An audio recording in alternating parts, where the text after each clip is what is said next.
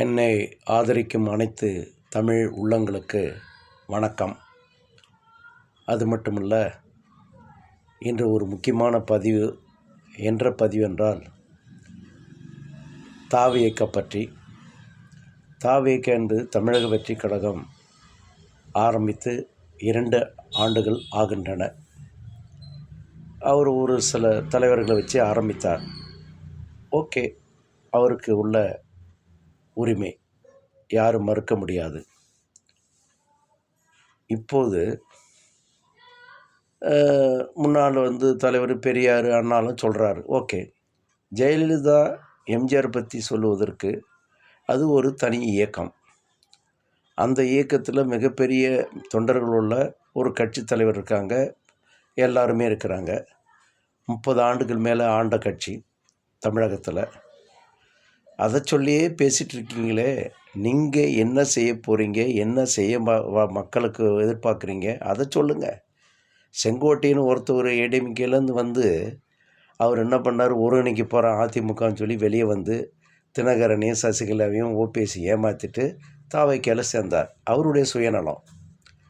அவர் சேர்ந்தனால தமிழகம் எல்லாமே அதிமுக ஃபுல்லாமே விஜய் செங்கோட்டையன் பக்கம் நினச்சி கனவு காண்றார் விஜய். அவருடைய பேச்சு முறை கூட சரியில்லை. நடிப்பு வேறு, பப்ளிக் வேறு, அரசியல் வேறு. அரசியல் பொது வாழ்வு வரவங்க கனிவாக பேசணும், எல்லோரும் மதிக்கப்படணும், அரவணைக்கப்படணும். சும்மா படத்தில் தாதுன்ற மாதிரிலாம் பேசினா நல்லதில்லை. நேற்று கூட மீட்டிங்கில் பேசுகிறாரு. திமுக தீய சக்தி என்பது ஜெயலலிதா சொன்னாங்க, எம்ஜிஆர் சொன்னாங்கன்னா எப்படி சொன்ன விதம் வேறு, உங்களுடைய வார்த்தைகள் வேறு. என்னமோ சண்டைக்கு வா அப்படின்ற மாதிரி கூப்பிட்ற மாதிரி இருக்குது. நீங்கள் என்ன பண்ணிட்டீங்க இந்த மக்களுக்கு, அதை சொல்லுங்கள். படம் நடிச்சிங்க, சம்பாரிச்சிக்கிங்க, உங்களை வளர்த்துக்கிட்டீங்க, ஓகே. நீங்கள் ஏதாவது எம்ஜிஆர் மாரி கொடைவள்ளல்னு சொல்கிறீங்களே, எம்ஜிஆரை நீ ஃபாலோ பண்ணுறீங்களே, எம்ஜிஆர் கொடைவள்ளல் எத்தனாயிரம் பேருக்கு எவ்வளோ மக்களுக்கு என்ன செய்து கொடுத்துருக்கிறாரு. அவர் கொடைவள்ளல். அவரை நீங்கள் போய் கம்பேர் பண்ணுறீங்க. நான்லாம் எம்ஜிஆர் தொண்டன். என்னுடைய வாழ்வில் என்னால் முடிஞ்சது நான் மக்களுக்கு ஹெல்ப் பண்ணிக்கிட்டு இருக்கிறேன், என்னால் முடிஞ்சது. நீங்கள் எத்தனை வருஷம் கழிச்சு படம் நடிச்சுட்டு போய் இன்றைக்கி அடுத்தவங்களுக்கு ஹெல்ப் பண்ண போகிறீங்க? ஜெயலலிதா அம்மா அவங்க எவ்வளோ படம் நடிச்சிருக்கிறாங்க, எவ்வளோ இது பண்ணியிருக்காங்க, அம்மான்ற பட்டம் வாங்கியிருக்கிறாங்க. இதெல்லாம் எல்லாருக்கும் நீங்கள் ஈஸியாக வந்துன்னு நினைக்கிறீங்க. உங்களுக்கெல்லாம் அதெல்லாம் வராது. நடிப்பு வேறு, பணம் வேறு, அரசியல் வேறு. நீங்கள் அரசியல் படிக்கணும், கருத்துரிமைகளை சொல்ல வரணும், தனக்கே வரணும். அடுத்தவங்க எழுதி கொடுத்து, அடுத்தவங்க சொல்லி கொடுத்து வருவதில்லை. விஜய் அவர்களே, பார்த்து பேசுங்க. மக்கள் சின்ன பசங்க கூடியிருக்கிறாங்க அப்படின்றது காரகோஷம் எல்லாம் வரும், கிளாப் வரும், எல்லாம் வரும். மற்ற மக்கள் நம்பணும். 42% கிட்டத்தட்ட 18லேருந்து 19லேருந்து 50 வயசு இருக்கிறாங்கன்னா அது உங்கள் கட்சிக்கு மட்டும் கிடையாது, எல்லா கட்சிக்கும் அந்த ஓட்டு உண்டு. புரியுதுங்களா? நீங்கள் 8 to 10% ஓட்டு வாங்க போகிறீங்க. ஒரு எம்எல்ஏ கூட வாங்கிறதுக்கு இப்போது சூழ்நிலை எதுவுமே கிடையாது. மக்களெல்லாம் கூட்டணி விஜயகாந்த் அவர்கள் ஆரம்பித்து என்ன செய்துட்டார்? எத்தனை பர்சன்டேஜ் ஓட்டு? மொத்தமாக 10% ஓட்டு தான். அதெல்லாம் மறந்துட்டிங்களா? நீங்கள் இன்னும் மிகப்பெரிய ஸ்டார்னு நினச்சிக்கிட்டு பந்தம் பண்ணிக்கிட்டு பேசுனா, அப்படி கொஞ்சம் ரஃப் அண்ட் டப்பாக பேசுனா நம்மளை மக்கள் லைக் பண்ணுறாங்கன்னு அர்த்தமா? மொத்த மக்கள் 8 கோடி மக்கள் லைக் பண்ணோம். இது ஏதோ ஒரு குறிப்பிட்ட ரசிகர் மட்டும் உற்சாகப்படுத்துவோமே தெரியுது.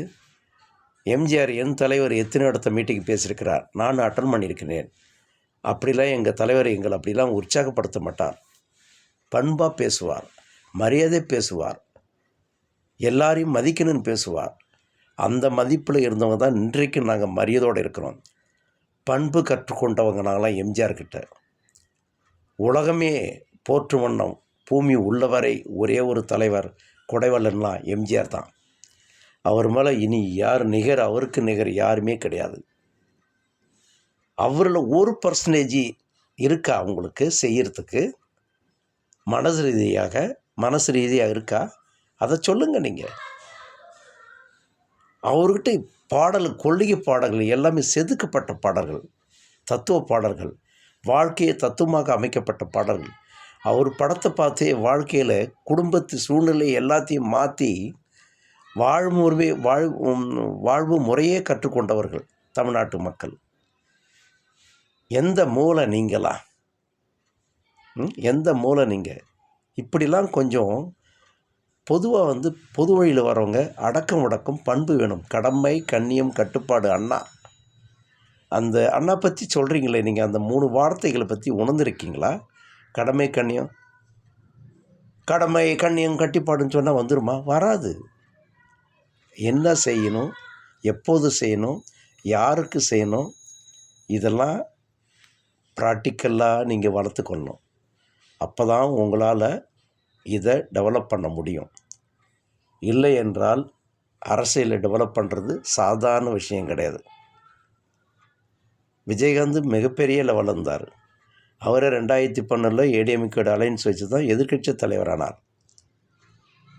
2016 என்ன பண்ணார்? மக்கள் நல கூட்டணி வச்சார். என்ன ஆச்சு? ஒன்றும் இல்லாத போச்சு. அதே நிலைமை தான் உங்கள் நிலைமை. ஏதோ ஒரு கட்சியில் கூட்டணி சேர்ந்துனீங்கன்னா ஏதோ ஒரு 5 சீட்டு 10 சீட்டு கிடைக்கும். அதை விட்டுவிட்டு தான் முதலமைச்சர், அடுத்தவங்களாம் அப்படியே பெரிய எல்லா மினிஸ்டரும் பூரா பட்ஜெட் போட்டு எல்லாமே பக்கம் அனுபவம் மாதிரி நினைக்கிறீங்க. கிரவுண்ட் லெவலு தேவை. கிரவுண்ட் லெவலு ஒர்க் பண்ணணும். ஃபஸ்ட்டு மீட்டிங்கை ஒழுங்காக ஆர்கனைஸ் பண்ண கற்றுக்கணும். பலவிதமான இருக்குது, அதெல்லாம் செய்யுங்க. உங்களுக்கு உரிமை உண்டு, அதெல்லாம் இல்லை. ஆனால் மேடையில் பேசும்போது ஏடிஎம்கேவை பற்றி பேசுகிறீங்க, ஜெயலலிதா பற்றி பேசுகிறீங்க, எம்ஜிஆர் பற்றி பேசுகிறீங்க. நாங்கள் மிகப்பெரிய கட்சி வச்சுருக்கோம், திமுக தான் எதிரி, திமுக தான் ஒரே கட்சின்றீங்க. உங்களுடைய ஓட்டு சதவீதம் என்னன்னு தெரியுமா? தனியாக நின்று திமுகவோட கூட்டணியில் 23% எம்பியில் எடப்பாடியார் அவர்கள். சாதாரண விஷயம் கிடையாது.